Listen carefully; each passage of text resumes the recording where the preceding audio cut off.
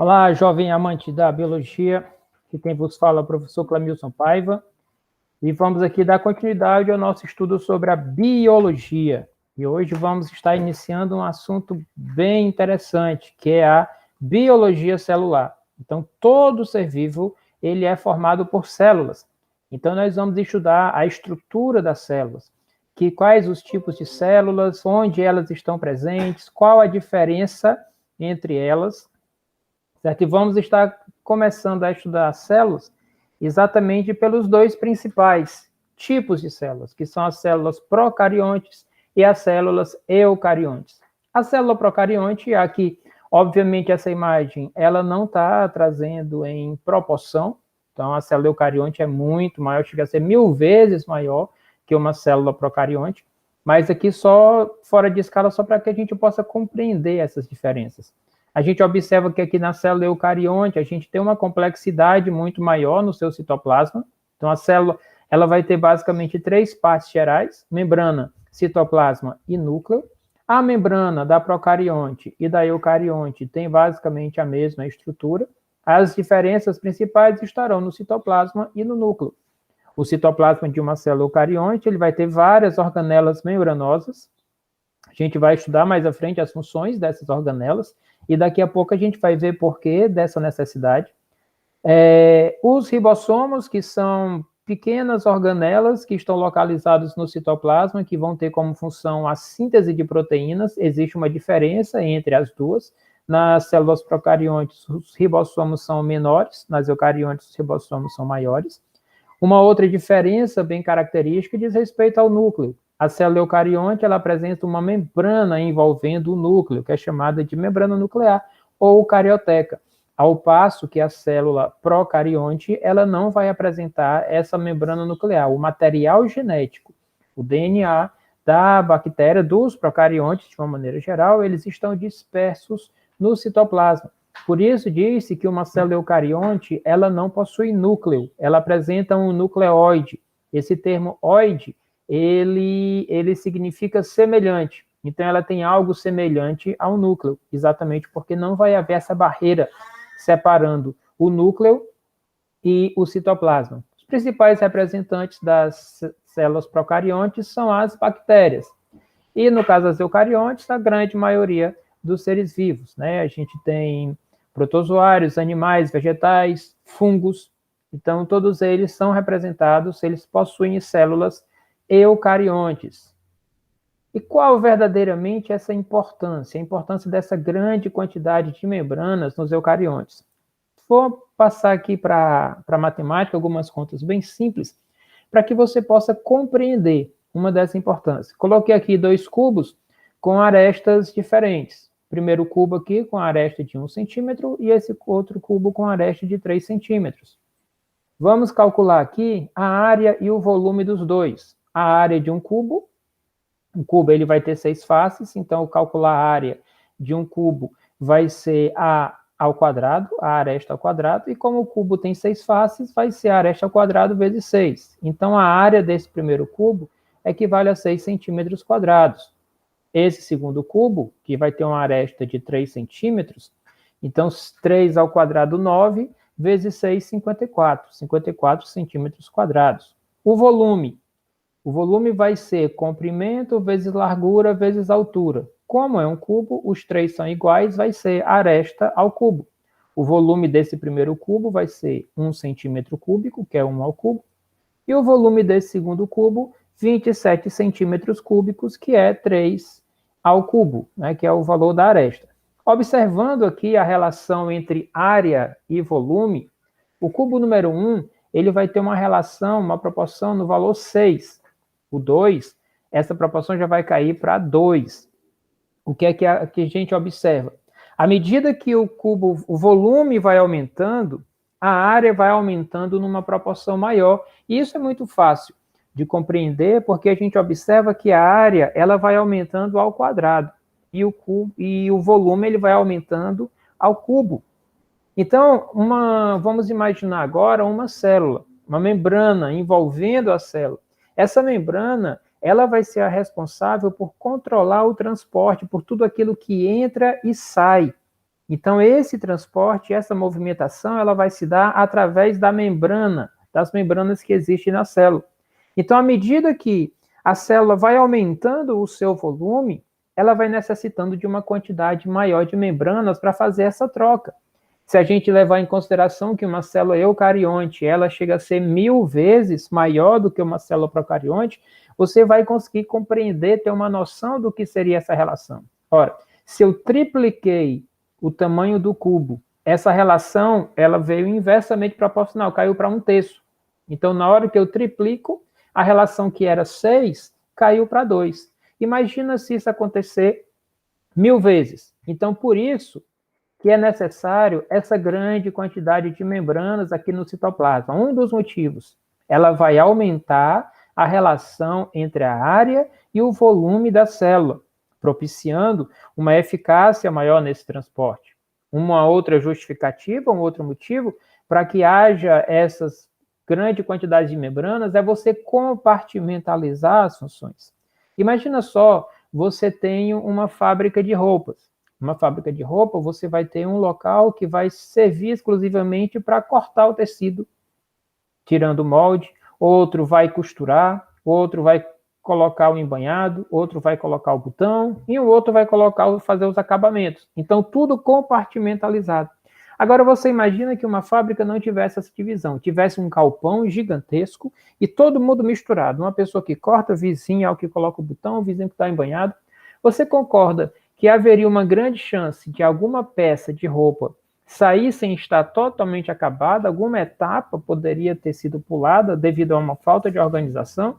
É exatamente isso que vai acontecer na célula eucarionte, as funções estão compartimentalizadas, você vai ter uma função para sintetizar proteína, você vai ter uma outra estrutura que ela vai transformar essa proteína e excretar essa proteína, você vai ter um outro local que vai servir exclusivamente para sintetizar lipídio, outro para carboidrato, outro que vai servir para digestão, um outro compartimento que vai regular todo o funcionamento da célula. Então, você percebe que essa quantidade de membranas, ela vai possibilitar essa compartimentalização das funções. As funções estão divididas em compartimentos, então possibilita que a célula eucarionte ela tenha uma complexidade muito maior. Então, respondendo essa pergunta, qual a importância dessa grande quantidade de membrana nos eucariontes? 2. Primeiro, aumentar a relação entre área e volume. E segundo, compartimentalizar as funções da célula, dividindo melhor, aumentando assim a sua eficiência. Analisando agora aqui uma célula vegetal, que também é uma célula eucarionte. A gente pode observar aqui pelo núcleo organizado, que essa estrutura é a carioteca, e a presença das organelas. Mas existem algumas diferenças entre a célula vegetal e a célula animal. A característica, que é a primeira que a gente observa, é a presença da parede celular. Então, as células vegetais apresentam uma parede celular formada por celulose, que vai dar uma certa rigidez. É interessante observar que quando a célula vegetal ela é jovem, essa quantidade de celulose ela é pequena. Você vai ter uma quantidade maior de lignina, que a gente vai ver daqui a pouco, que vai dar uma certa flexibilidade. Tanto é quando você pega um galho verdinho ainda, de uma plantinha jovem, você consegue flexionar ele e tem dificuldade para quebrar. Ou seja, porque a rigidez dele é baixa, porque existe uma pequena quantidade de celulose ali. Mas à medida que a célula vai ficando velha, essa quantidade de celulose vai aumentando e vai aumentando a rigidez do tecido vegetal, diminuindo a flexibilidade. Tanto é que se você pegar um galho já não verde e tentar flexionar, ele não flexiona, ele quebra. Então, essa diferença de comportamento vai ser devido ao teor de celulose, a diferença no teor de celulose. As plantas mais jovens, os galhos mais jovens, têm uma quantidade menor de celulose, portanto, elas vão ser mais flexíveis. Uma outra diferença é a presença dos cloroplastos, que são as organelas responsáveis por realizar a fotossíntese, e esse grande vacúolo. A célula animal apresenta os vacúolos digestivos também, mas não um vacúolo que ocupa uma grande parte do citoplasma celular. Então, eis aí as principais diferenças entre célula vegetal e animal. E como já tínhamos visto há pouco, diferença entre as células procariontes e eucariontes.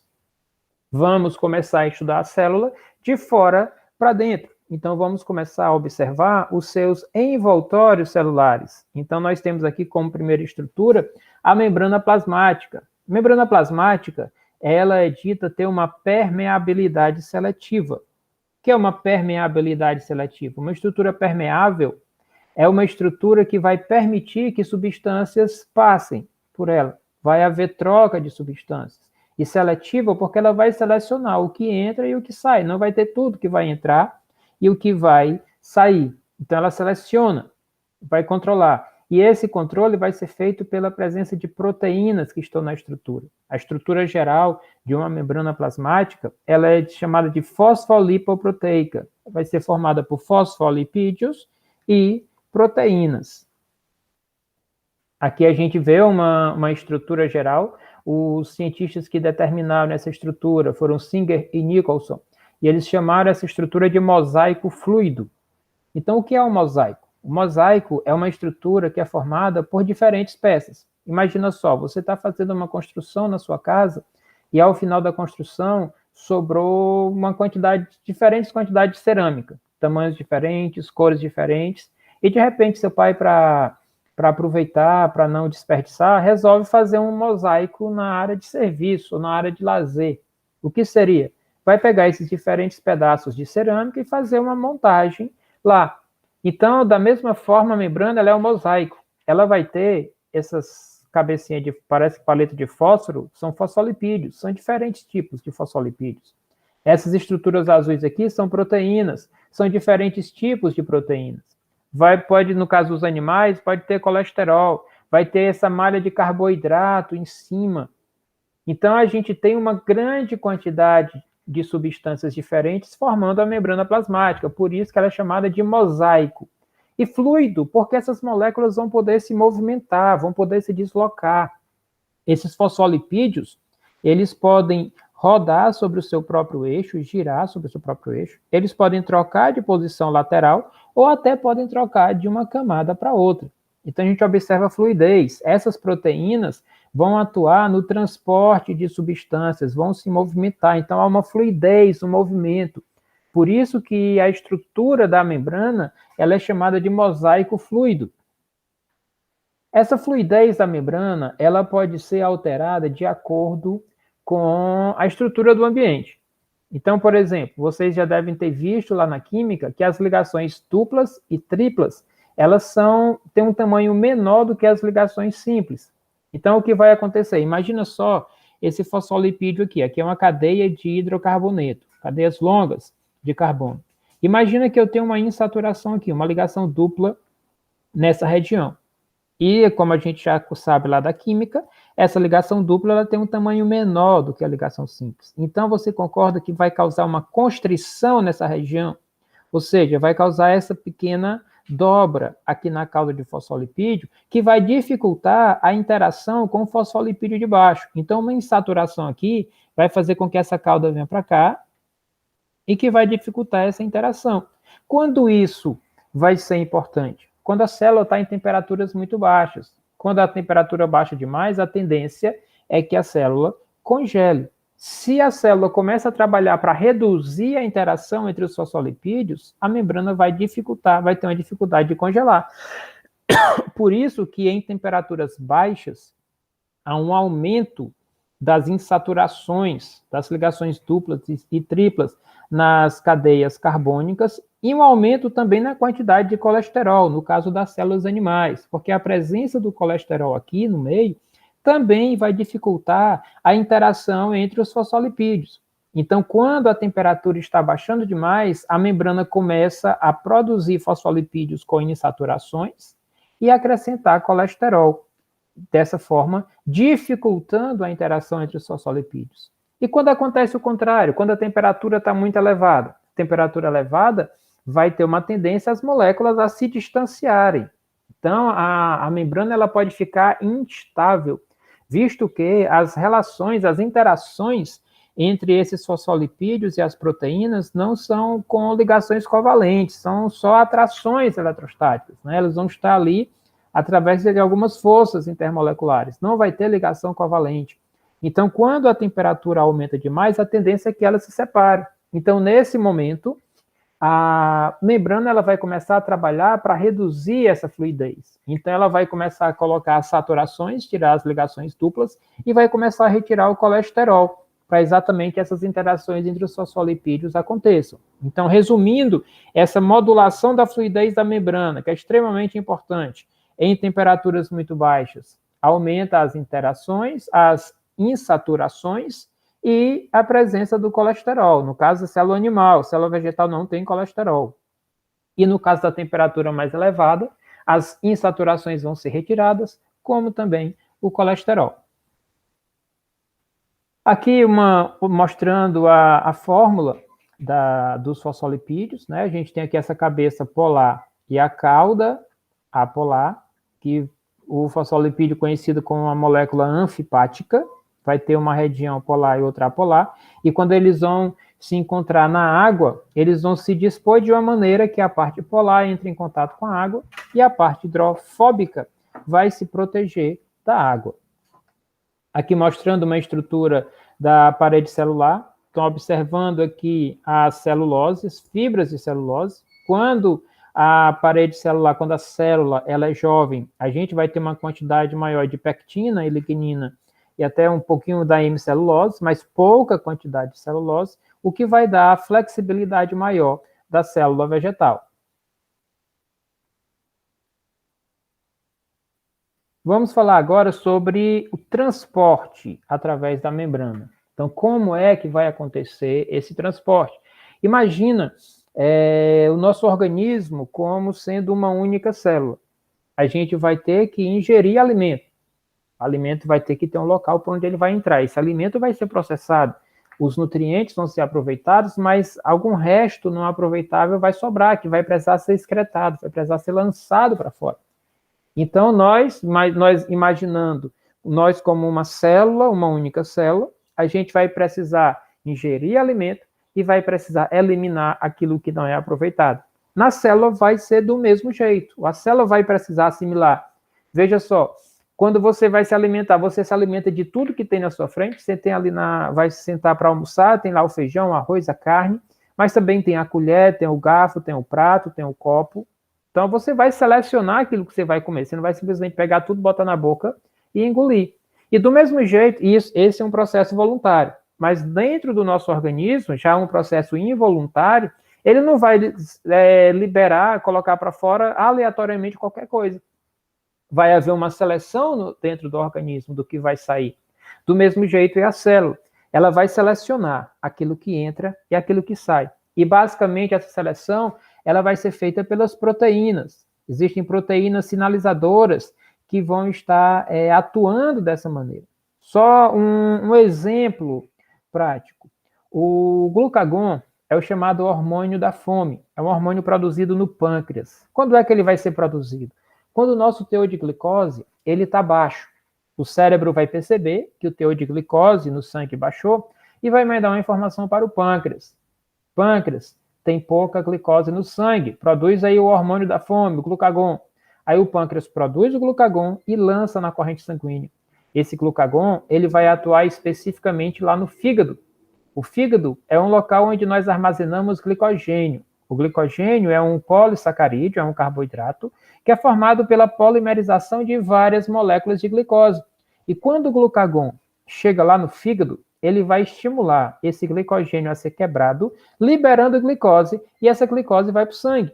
Mas aí tem uma grande questão. O glucagon é lançado na corrente sanguínea. Ele vai passar pelo cérebro, vai passar pelos rins, pelos pulmões, ele vai circular em todo o corpo. Como é que o glucagon vai saber que ele tem que agir especificamente lá no fígado?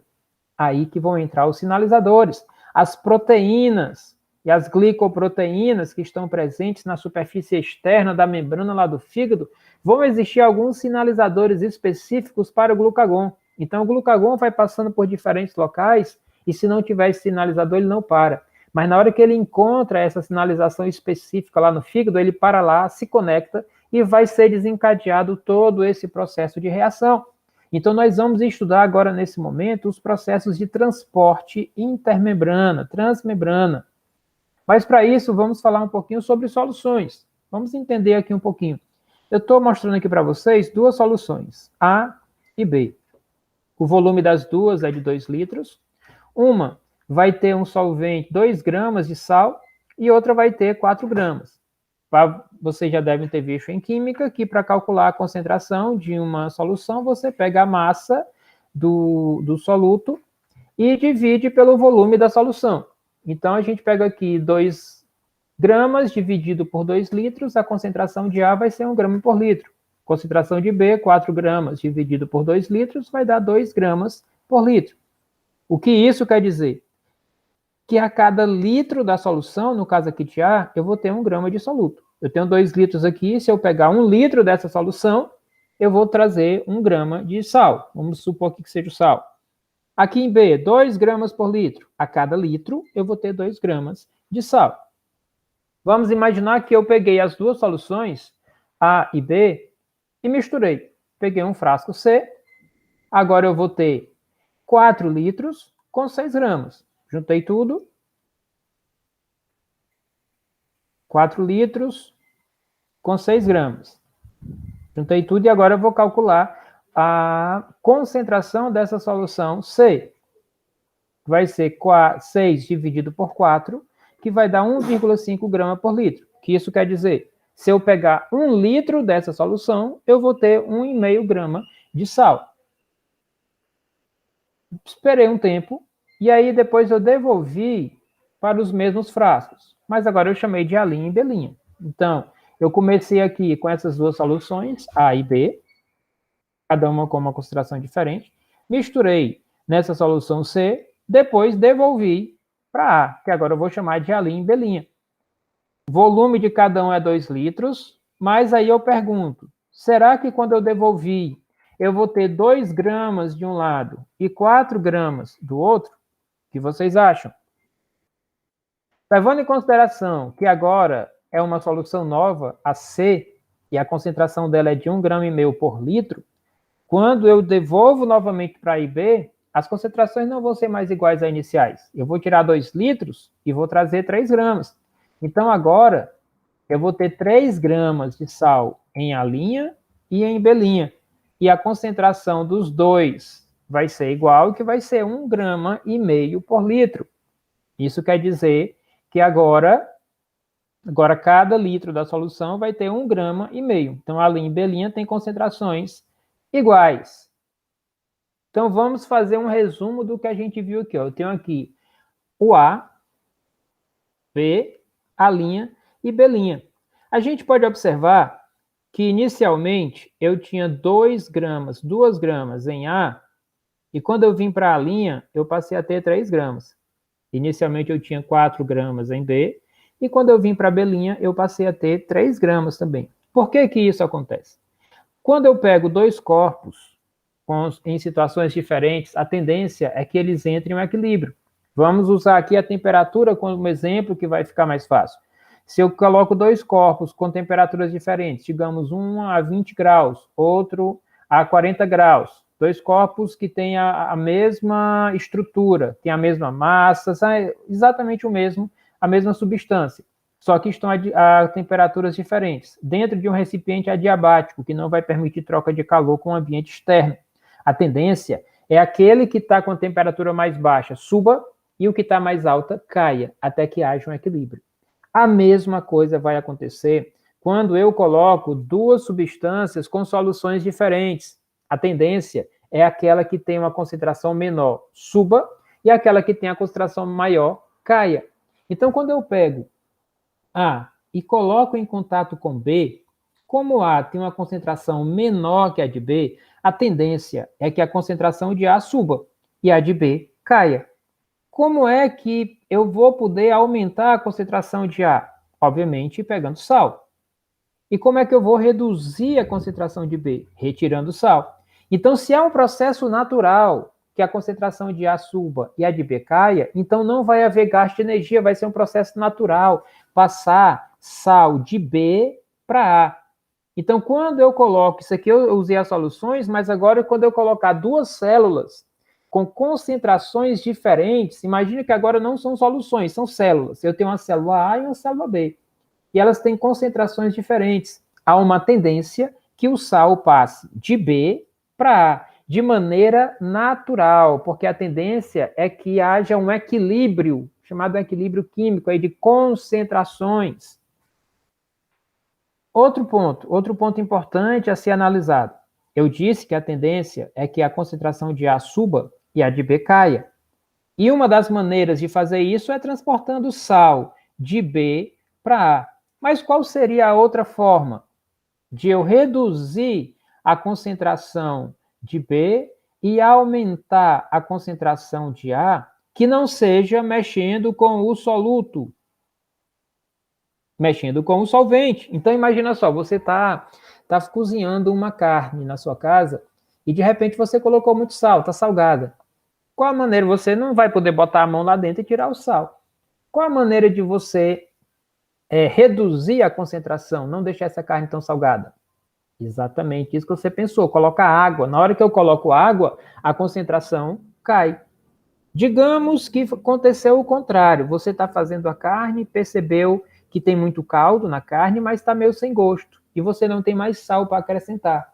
Qual seria uma alternativa para você resolver para essa carne não ficar sem gosto, melhorar um pouquinho? Deixar ferver um pouquinho mais. A água evapora, você aumenta a concentração de sal. Então, você consegue observar que o transporte de água também vai interferir nas concentrações. Então, se eu tenho aqui A em contato com B, a tendência não é que a concentração de A suba. Então, se eu tirar água de A, a concentração de A vai subir. E se eu colocar água em B, a concentração de B vai cair. E não é isso que tende a acontecer de maneira natural? Então, ao mesmo tempo que vai passar sal de B para A, vai passar água de A para B. Isso vai acontecer, algo bem simples de se compreender, quando você está com o lábio um pouco ressecado e você fica passando saliva, na intenção de umedecer o lábio para ver se ele não fica mais ressecado. Mas se você já fez isso, você observou que a situação só piora. O que vai acontecer? A saliva ela é formada por água e sais. A água evapora e os sais vão ficar na superfície do lábio, aumentando a concentração externa. Então, com o passar do tempo, o lábio, a célula do lábio vai perder água para o meio externo, exatamente porque essa concentração está maior. Você pegar uma batata inglesa, fazer um buraco no meio dela e colocar sal ou açúcar ali, com o passar do tempo, você vai observar o aparecimento de água. O que vai acontecer? A concentração externa ficou maior e as células começam a perder água. Então, esses processos de transporte que acontecem de uma maneira geral são chamados de transporte passivo. Vai ser um transporte sem gasto de energia. Então, imagina uma correnteza. Se você vai a favor da correnteza, você desliga o motor do barco e a correnteza leva o barco, não vai gastar energia. É o que vai acontecer, por exemplo, se eu quiser transportar sal de B para A. Vai ser um processo natural, porque se eu tirar sal de B, a concentração cai, e eu colocar sal em A, a concentração aumenta.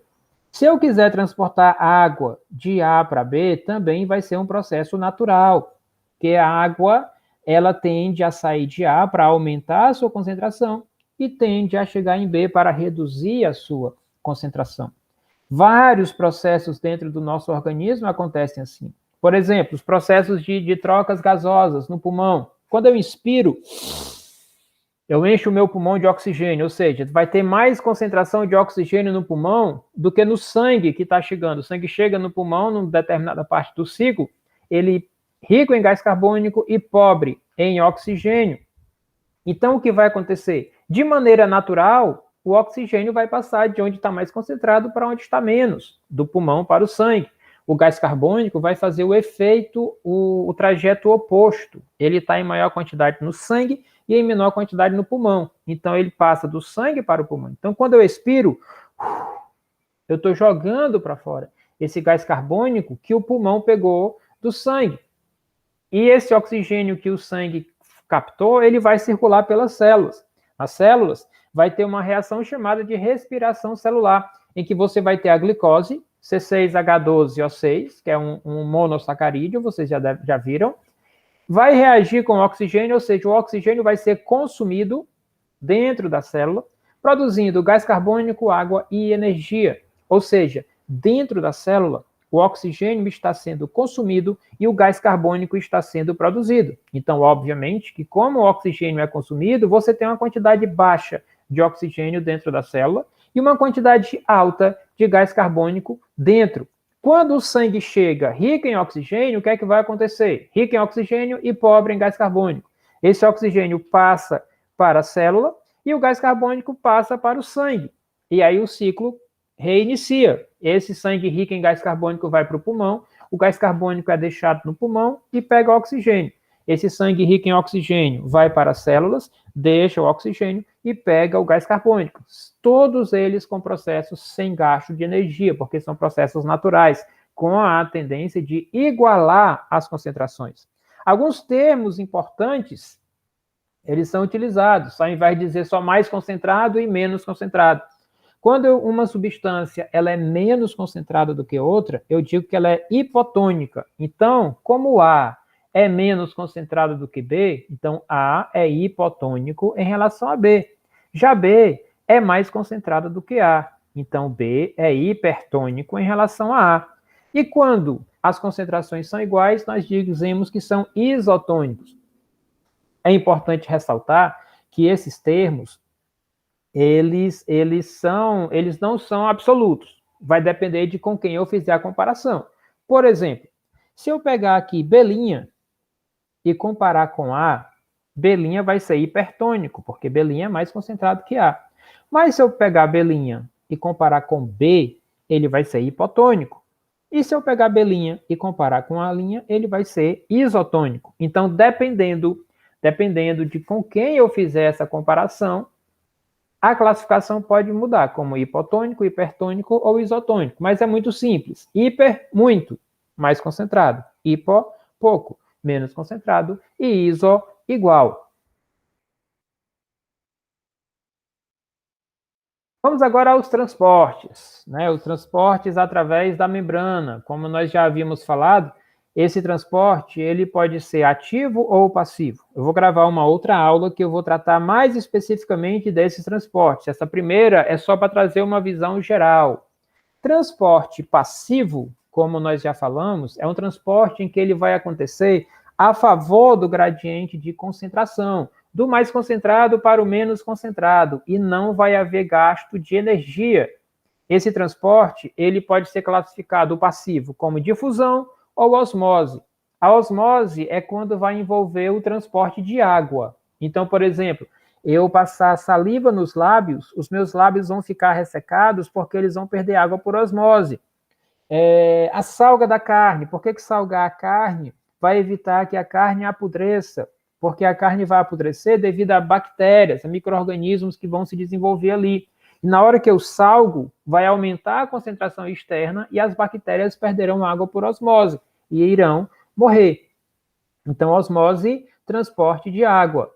Transporte de moléculas sem gastar energia, difusão. Mas essa difusão ela pode ser simples ou facilitada. Observe as moléculas mais concentradas aqui em cima. Tem uma tendência a passar do mais para o menos. Moléculas pequenas e sem cargas, elas passam diretamente pela bicamada de fosfolipídio. Por exemplo, oxigênio, gás carbônico, água, vão passar diretamente aqui pela bicamada de fosfolipídio. Moléculas carregadas ou moléculas grandes, elas não vão conseguir. Por exemplo, o cátion de sódio, ele é pequeno o suficiente para passar por aqui, mas se vocês lembrarem, essas cadeias de fosfolipídios, elas são hidrofóbicas, são cadeias de hidrocarbonetos. Então, o sódio, devido à sua carga, o cátion de sódio não vai conseguir passar. Então, ele vai precisar de um auxílio de canal. Uma glicose, C6H12O6, ela não consegue atravessar por aqui. Então, ela vai precisar de um auxílio. Ela vai precisar que o seu transporte seja facilitado por proteínas. Então, é uma difusão, porque é do mais concentrado para o menos concentrado, mas vai ser uma difusão facilitada, porque vai precisar do auxílio de proteínas que estão na membrana. E tem o transporte ativo. O transporte ativo é quando vai ser necessário ir contra a correnteza, contra o gradiente de concentração. Por exemplo, a gente tem aqui esse losango, a tendência é que ele vá de baixo para cima, que é do mais concentrado para o menos concentrado. Mas a gente observa aqui que a célula está tendo uma necessidade de colocar ele de cima para baixo. Isso pode acontecer, mas como vai contra a correnteza, contra o gradiente de concentração, vai ser necessário gastar energia, e essa energia vai ser na forma de ATP. O ATP, um exemplo que isso vai acontecer vai ser na bomba de sódio e potássio. Então, você vai ter, por exemplo, uma quantidade, naturalmente na célula, você tem mais sódio fora do que dentro. Potássio mais dentro do que fora. A tendência é que o sódio entre por difusão facilitada, porque ele não passa pela bicamada, sem gastar energia. E o potássio saia também sem gastar energia, mas a célula precisa dessa diferença. Se esse transporte continuar acontecendo e as concentrações se igualarem, a célula morre. Então, o que é que a célula vai fazer? Ela vai pegar e lançar, gastando energia, o sódio para fora e o potássio para dentro. Em uma outra videoaula, vou detalhar um pouco mais como esse processo vai acontecer. Vou falar depois também do uniporte e simporte, deixar para um outro momento. Comportamento de células animais em diferentes concentrações. Quando eu tenho um meio isotônico, ou seja, com concentração igual, vai haver um equilíbrio dinâmico. A quantidade de água que entra é a mesma que sai, então o volume da célula não vai ser alterado. Quando eu tenho no meio hipertônico, a célula animal vai perder água por osmose e vai murchar. Quando o meio é hipotônico, a célula vai ganhar água por osmose e vai inchar. E se essa diferença for muito grande, pode acontecer a lise celular. A célula vai se romper. Aqui só um exemplo da parte de troca de água na célula vegetal. A célula vegetal ela não vai se romper, diferentemente da animal, devido à presença da parede celular. Então, quando uma célula vegetal ela é colocada no meio hipotônico, ela vai ganhar água por osmose, ela vai inchar, mas ela não vai romper porque a parede celular ela não vai permitir. Então, quando você tem, por exemplo, no meio hipotônico, uma célula animal, ela pode passar pela lise celular, se romper. A vegetal, ela vai ficar túrgida. Ela não vai explodir porque a parede celular não vai permitir. No meio isotônico não vai haver mudança de volume, porque a quantidade de água que entra é a mesma que sai, e no meio hipertônico ela vai murchar, né? No caso da célula vegetal, a gente fala que ela vai passar por um processo de plasmólise. Então, a gente fecha aqui essa aula. Em breve, estarei postando detalhes sobre transporte ativo, transporte passivo, vamos ver outros vídeos, e alguns exercícios. Então, até o próximo vídeo, nos encontramos na próxima aula.